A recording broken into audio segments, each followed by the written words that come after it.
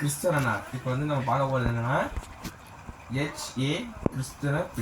கிருஷ்ண பிள்ளை அவரை பற்றி பார்க்க போகிறோம். சரிங்களா?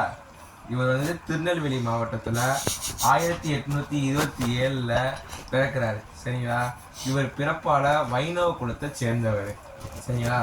இவர் காலப்போக்கில் பார்த்தீங்கன்னா கிறிஸ்துவராக மாறுறாரு. அப்போது அவர் மாறத்துக்கு முன்னாடி என்ன ஆகுதுன்னா, பிறப்பால் வைணவ குலத்தை சேர்ந்தவர்னால இவர் அந்த அவங்க வழக்கத்துப்படி இவர் கையில வந்துட்டு அவங்களுடைய முத்திரையை முத்திரைகளை குத்துறாங்க.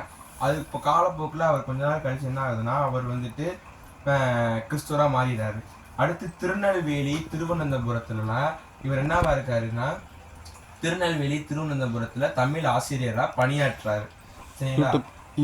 பணியாற்றுறாரு. அடுத்து படைப்புகள், இவர் என்ன படைப்புகள் படைத்திருக்காருன்னு பார்ப்போம். ரச்சனைய யாத்திரிகம், ரச்சனைய மனோகரிகம், ரச்சனைய நவநீதம், ரச்சனைய சமய நிறுவனம் போன்ற நல்ல நல்ல எல்லா இதையும் இவர் தான் எழுதியிருக்கார். அடுத்து கிறிஸ்துவத்தை ஏற்றார். எப்படி ஏற்றிருக்காருன்னு பார்ப்போம். 1852 இவர் வந்துட்டு சாயர்புரம் சாயர்புரம் ஒரு கல்லூரியில தமிழ் பண்டிதரா இவர் ஒர்க் பண்றாரு.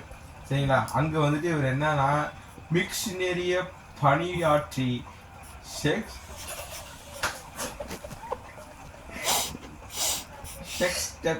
குடும்பத்தினரால ரொம்ப ஈர்க்கப்படுறாரு. அவர் காலப்போக்கில் இவர் என்ன ஆச்சுன்னா, இயேசுடைய ஆற்றல் அவங்களுடைய புத்தகங்கள்லாம் படிக்க இயேசுடைய அருளால அவர் இயேசு பக்கம் இழுக்கப்படுறாரு. உடனே இயேசுக்காக இவர் நிறைய புத்தகங்கள்லாம் எழுத ஆரம்பிச்சிட்டாரு. இயேசுவை பற்றி எல்லாத்தையும் சொல்லி அவர் புகழ பரப்புறதுக்கு ஆரம்பிச்சிட்டாரு. உடனே இந்த கிறிஸ்துவர்கள்லாம் சேர்ந்து இவருக்கு என்ன பண்ணிட்டாங்க, கிறிஸ்துவ கம்பர் அப்படின்னு சொல்லி பேர் வச்சுட்டாங்க. அதுதான் இதோட சாப்டர். நன்றி, வணக்கம். முடிவுரை இருக்குப்பா. முடிவுரை அது நீங்கள் ஏதாச்சும் போட்டு எழுதிக்கலாம்.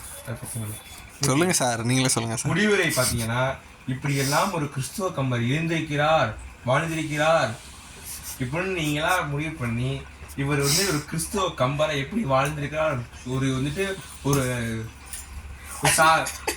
எப்படி வாழ்ந்திருக்கிறார், எப்படி சாமி ஒரு இறை நம்பிக்கை உள்ள இருக்கணும்னு இருக்கிறவங்களுக்கு ஒரு எடுத்துக்காட்டாக இவர் விளங்கி இருக்கிறார் அப்படின்னு சொல்லலாம். இல்லாட்டி முடிவுரை நீங்களா எழுதிக்கலாம்ப்பா. நன்றி.